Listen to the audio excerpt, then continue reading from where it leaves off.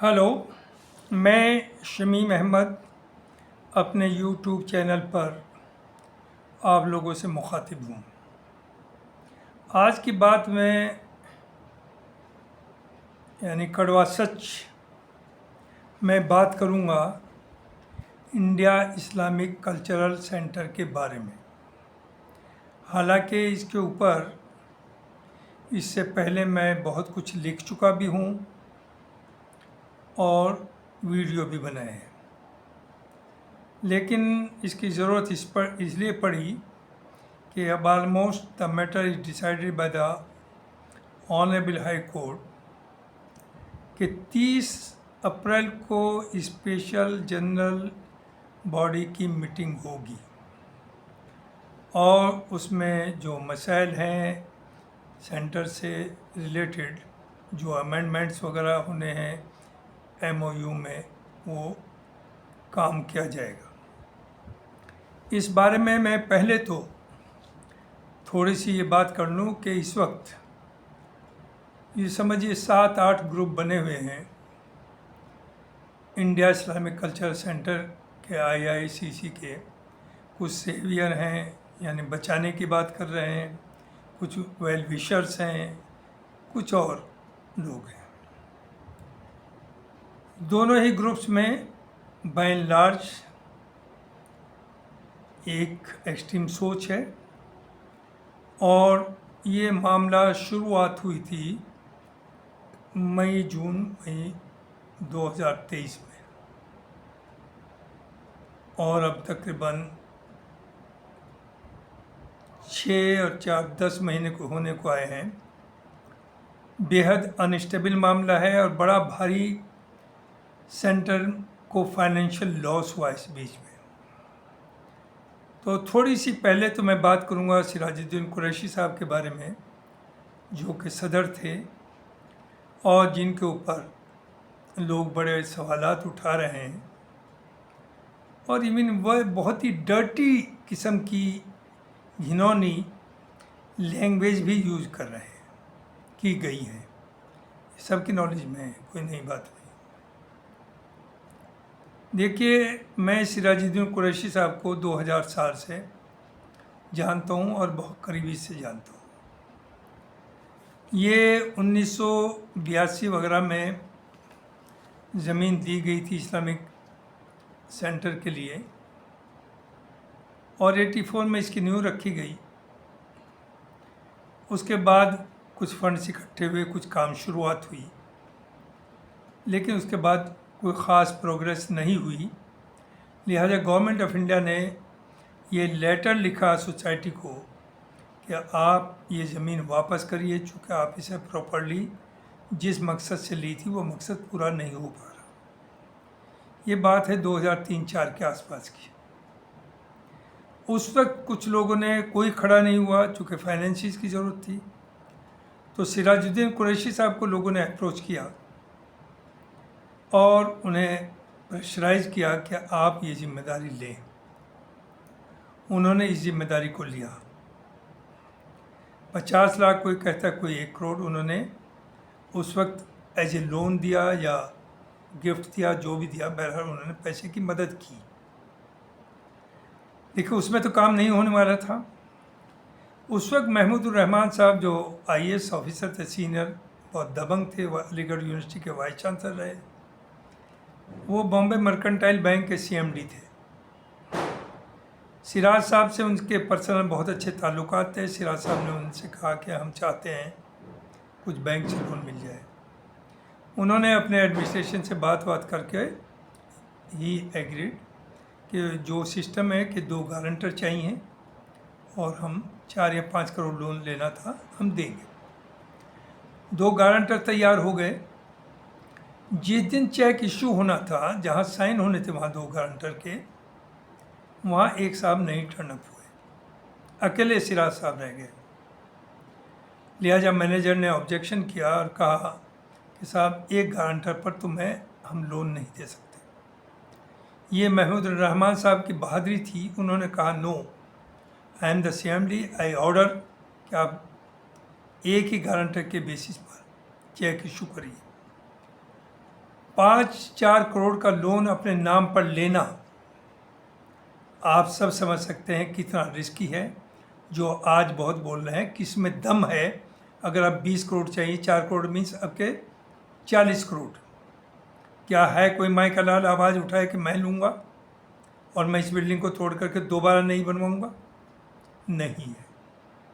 तो उन्होंने अपने ये इतना बड़ा रिस्क लिया कि अपने नाम पर लोन लिया, काम शुरू करा दिया और 2006 में इसे कंप्लीट किया। वो 12-14 घंटे अपने सेंटर को देते थे।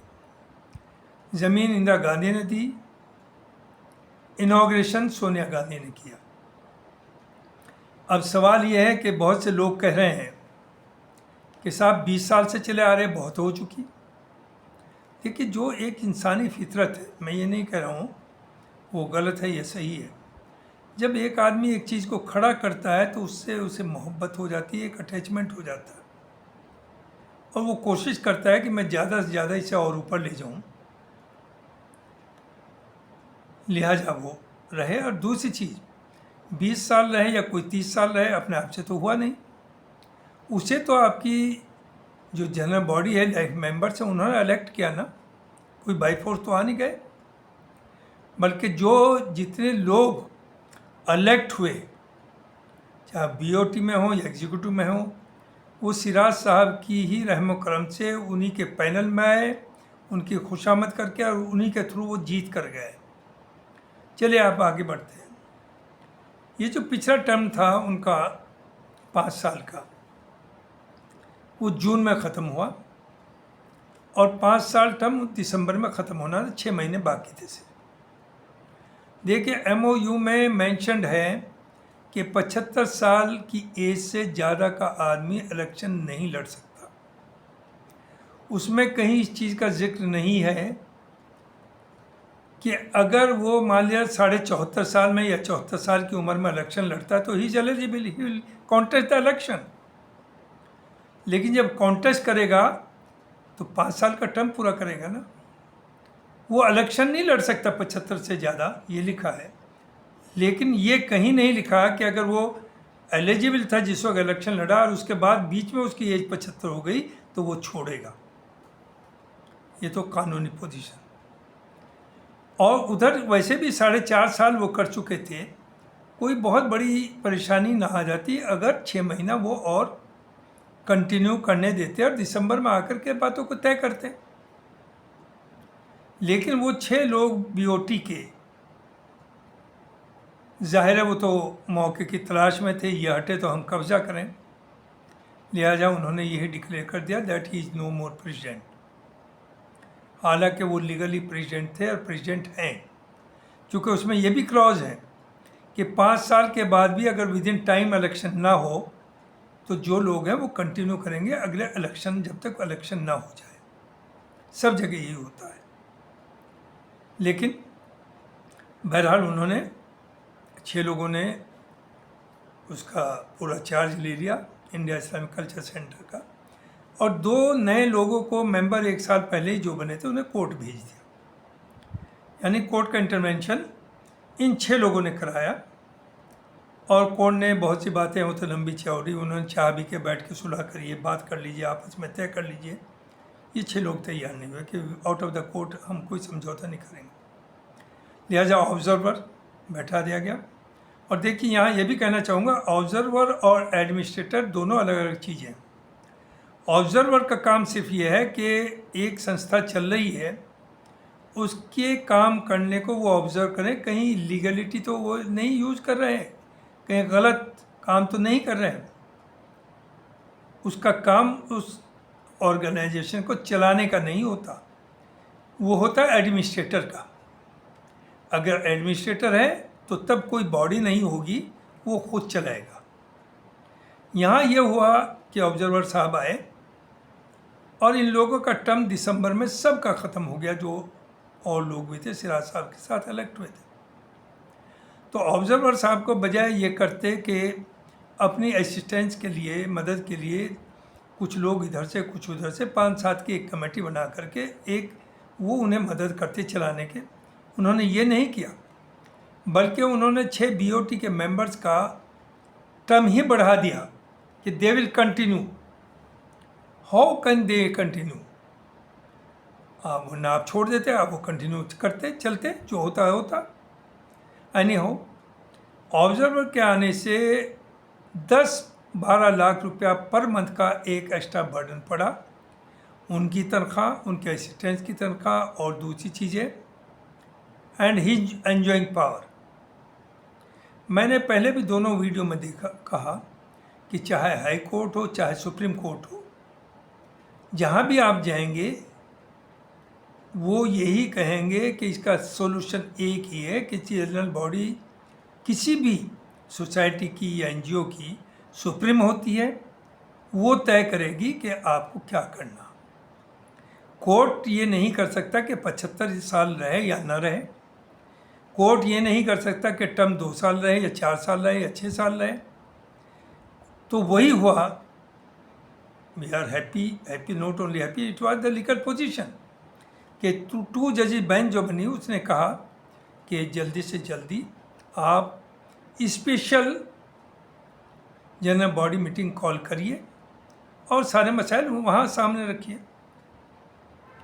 तो सिराज साहब का कंट्रीब्यूशन जो आज नज़र आ रहा है, ये उन्हीं की वजह से है। और मैं अपना बता दूं, चूँकि मैं साथ में रहा, मैं आ जाएंगे, मैंने देखा उन्हें कि अगर उन्होंने 2 कप चाय भी मंगाया है अपने चैम्बर में तो उसका पेमेंट करते थे। अगर उन्होंने 10 पेज फ़ोटो स्टेट कराया तो उसका पेमेंट करते थे। अब मुझे ये भी पता है कि उस वक्त ना जाने कितने सीनियर लोग जो लाइव मेंबर थे या किसी पोजीशन पे थे, वो वहाँ रेस्टोरेंट में 20-20 लोगों को खाना खिलाते थे और बाद में कहते थे कि बाद में पेमेंट कर देते, और कभी नहीं किया। और यही लोग यही चाहते हैं अभी भी। बहुत से लोगों का कहना कि साहब लाइफ मेंबर्स के लिए क्या फैसिलिटीज़ हैं। क्या दिल्ली जैसी जगह में आप 20,000, 10,000, 30,000 या 1 लाख में मेंबर बन करके ये सब facility free of cost use करेंगे? आप नहीं कर सकते। तो जो जिसे यूज करना है ही हैज़ टू पे, उन सर्विसेज का उन्हें पे करना पड़ेगा। बाकी एक साहब ने कहा कि साहब अगर एनुअल सब्सक्रिप्शन, अब आया एनुअल सब्सक्रिप्शन के ऊपर, जब लोग मेंबर्स बने लाइव मेंबर, उस वक्त कोई ऐसी कंडीशन नहीं थी कि एनुअल सब्सक्रिप्शन होगा या नहीं होगा। दूसरे मेरा ये कहना है कि 4,000 टोटल मेंबर है तकरीबन, और 4,000 में से ये कहिए कि 3,000 स्लीपिंग मेंबर हैं जो शायद साल में एक आध बार आते होंगे।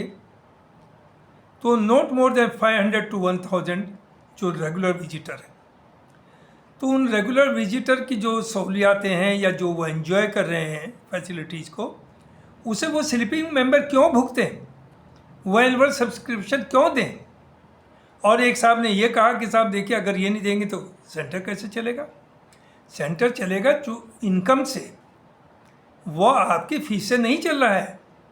जो आपने मेंबरशिप का पेमेंट किया उससे सेंटर नहीं चल रहा है, और ना कोई सेंटर चल सकता है या कोई सोसाइटी चल सकती है।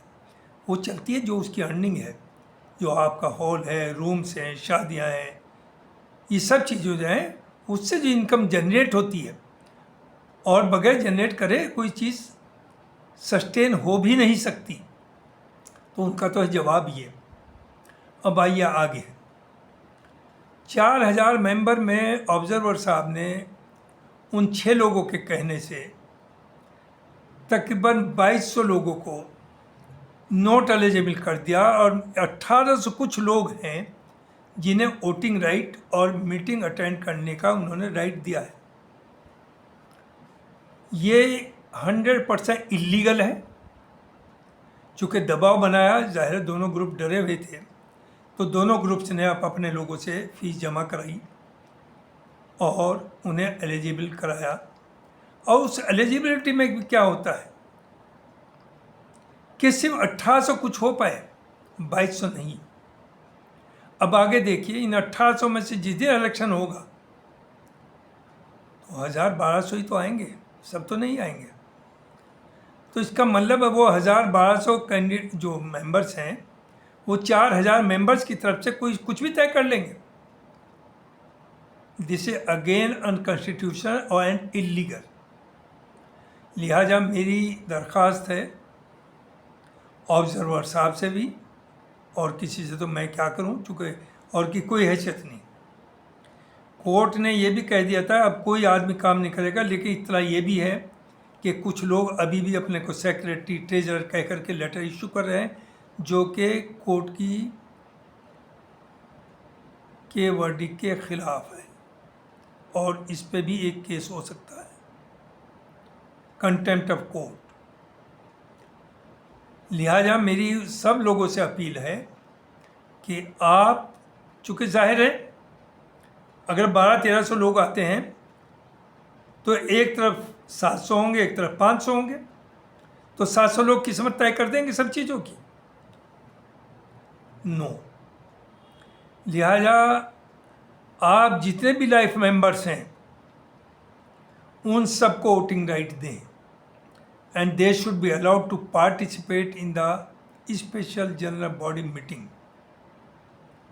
और जहाँ तक एनुअल सब्सक्रिप्शन है, अगेन, हालांकि मुझे ये कहते हुए बड़ा खुशी हो रही है इन्फॉर्मेशन देते हुए कि सिराज साहब अगर आते हैं वापस तो ये एनुअल सब्सक्रिप्शन जितने लोगों ने दिया सबका वापस किया जाएगा।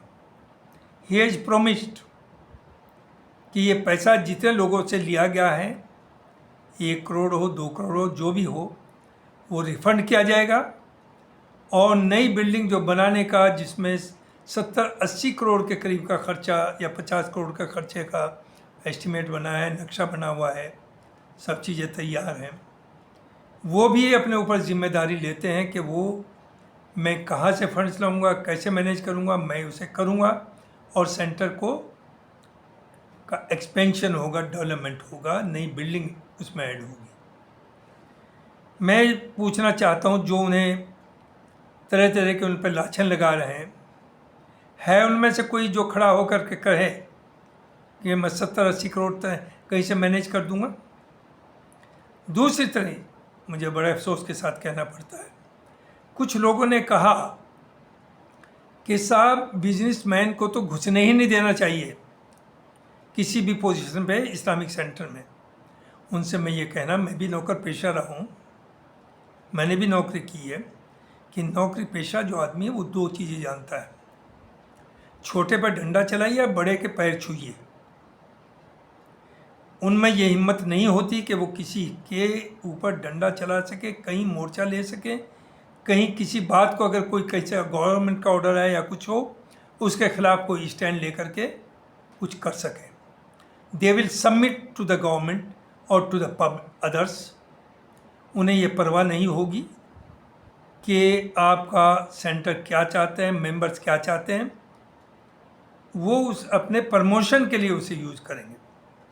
दूसरे, जो गवर्नमेंट, हालांकि जब बात हो रही थी, कुछ मेरे दोस्त थे, सब इंजीनियर थे, जब मैंने कहा तो वो सब हंसे भी, और उन्होंने कहा साहब आप ऐसी बात न करिए, लेकिन सच्चाई है। नौकर पेशा तो पैसा कमाता है, सैलरी का अलग है, 2 नंबर का अलग है। जितने भी हैं सबकी इंक्वायरी करा दीजिए, और हो सकता है 224 में मोदी जी आ गए तो इंक्वायरी सबकी हो जाएगी, और पता चल जाएगा आपके assets disproportionate to your non source of income है या नहीं। तो आप तो लेने वाले हैं ना, हमेशा आपने तो लोगों से पैसा लिया है किसी न किसी फॉर्म में, उन्हें ऑब्लाइज किया।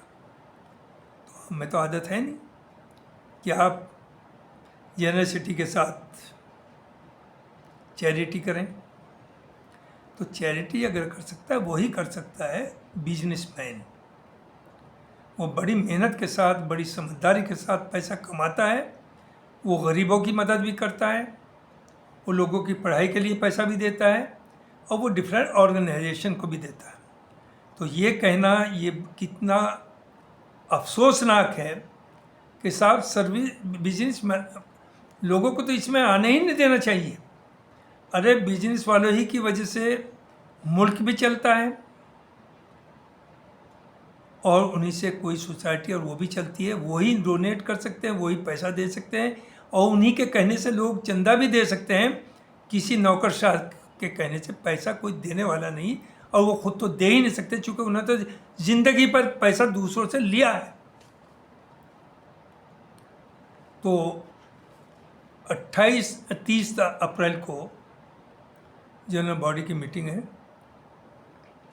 मेरी सबसे अपील है कि उसमें मोस्ट प्रोबेबली 7 नंबर जो है एजेंडे का, उस पर एज का मामला आएगा, 75 ईयर्स। आप सब लोग एक तरफा उसे सपोर्ट करें। मैं इसलिए नहीं कि सिराज साहब, वो तो आपके हाथ में होगा, इलेक्शन में आप मत इलेक्ट करिए उन्हें, कौन रोक रहा है आपको? और अगर लोग चाहते हैं उनके साथ मेजोरिटी, तो आप उन्हें रोक नहीं सकते, और अगर मेजोरिटी नहीं तो आप उन्हें इलेक्ट नहीं कर सकते। तो वो तो मेंबर्स के ऊपर डिपेंड करेगा, वो चंद लोगों के हाथ में नहीं है कि वो बैठ के तय कर देंगे।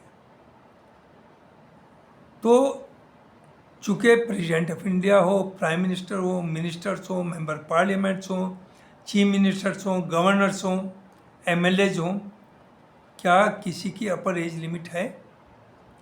तो ये कौन सी खूबी है आपके इस्लामिक सेंटर में कि आप 75 से ज़्यादा age, 75 it is not a holy cow, ये कुरान नहीं है, ये होली बुक नहीं का लिखा हुआ। हिंदुस्तान का जो कॉन्स्टिट्यूशन है अम्बेडकर जी ने बनाया, जो सेक्रेड माना जाता है, उसमें 500 कुछ अमेंडमेंट हो चुके हैं। आपकी तो हैसियत ही क्या है, आप कितनी बड़ी सोसाइटी है। हिंदुस्तान में 140 करोड़ लोग हैं, और अम्बेडकर जैसा आदमी जिसने मुल्क को एक नई जिंदगी दी, उसके बने हुए कॉन्स्टिट्यूशन में भी 500 मोर देन 500 टाइम्स अमेंडमेंट्स हुए। तो इसमें क्यों नहीं हो सकता?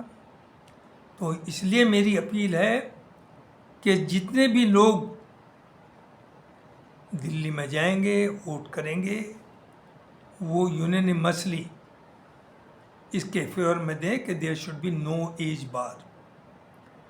दूसरा एक पॉइंट मोस्ट पर भी वो 8 नंबर है या क्या है, आई डोंट नो एग्जैक्टली, वो ये है कि 2 टर्म्स पर लिमिट कर दिया जाए।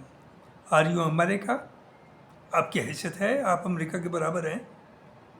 अमेरिका में तो है 2 टर्म, इंडिया में बता दीजिए, प्रेसिडेंट के लिए है, प्राइम मिनिस्टर के लिए है, मिनिस्टर्स के लिए है, मेंबर ऑफ पार्लियामेंट्स के लिए है, गवर्नर्स के लिए है, किसी के लिए है कि 2 टर्म से ज़्यादा नहीं होगा।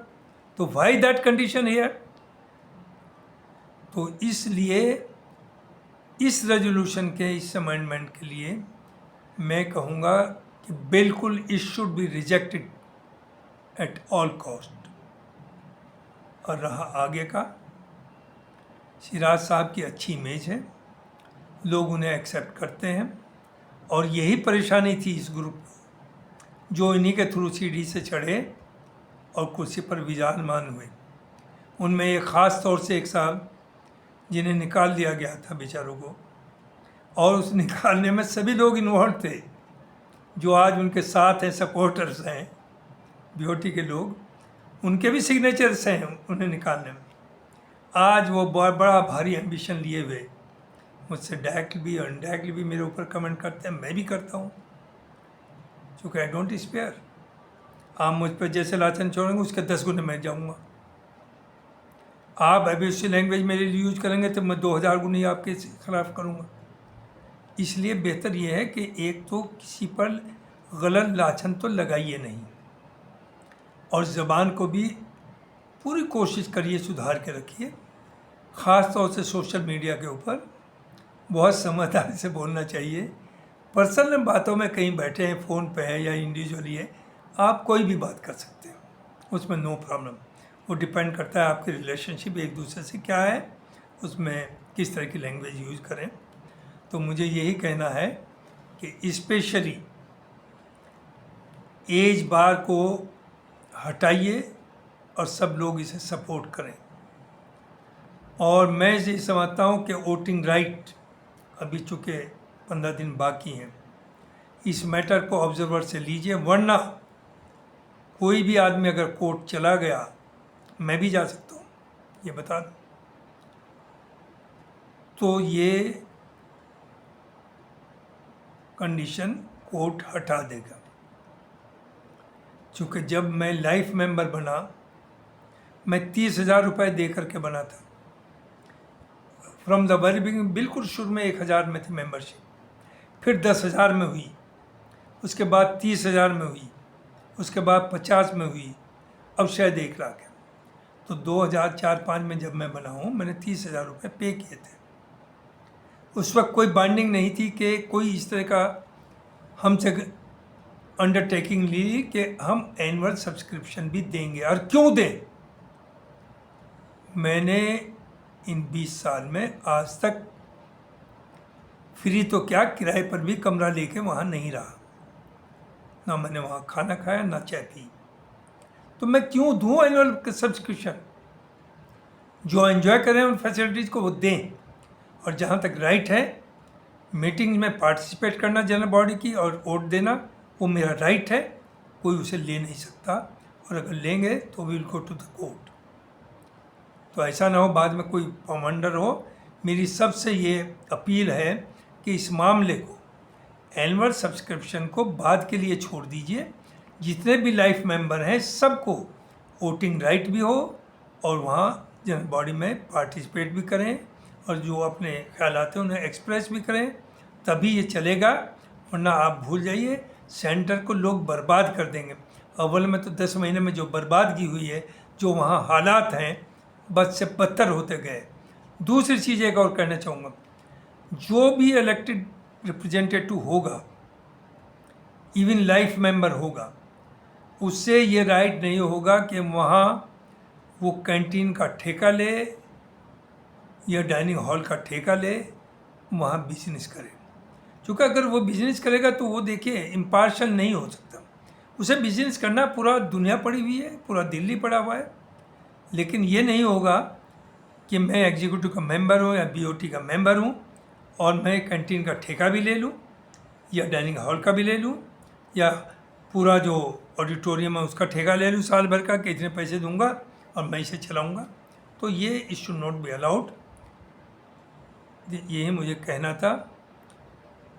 आई होप लोग इस पर डेलिब्रेट करेंगे। 10-15 दिन हैं और जितने लाइफ मेंबर्स हैं सबको वोटिंग राइट देंगे। और एक तो पॉइंट मेरा ये है, नंबर दूसरा है कि एज बार ख़त्म करेंगे। तीसरा है 2 इयर्स टर्म की जो बात हो रही उस पर रिजेक्ट करेंगे यूनियन मस्जिद। Thank you very much. अस्सलाम वालेकुम।